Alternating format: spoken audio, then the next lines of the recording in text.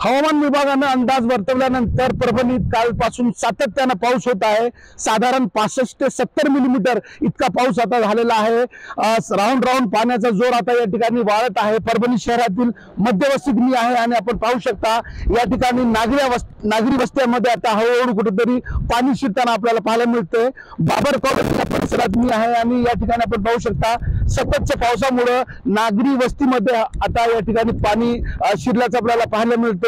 वाहतूक या ठिकाणी पूर्णपणे बंद आहे। नागरिक पर्यायी रस्त्याचा उपयोग करून या ठिकाणी आपापला घर गाठत आहे। रविवारचा दिवस असल्यामुळे एकंदरीत या रस्त्यावर शुकशुकाट दिसून येते। मात्र पावसाचा जोर अद्यापही कायम आहे। हीच परिस्थिती सतत राहिल्यास मात्र या ठिकाणी अतिवृष्टी परिस्थिती निर्माण होण्याची दाट शक्यता निर्माण झालेली आहे।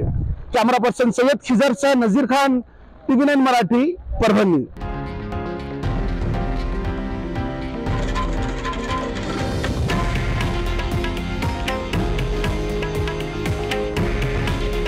हे आहे देशातील नंबर 1 न्यूज नेटवर्क आणि आपण पाहत आहात TV9 मराठी।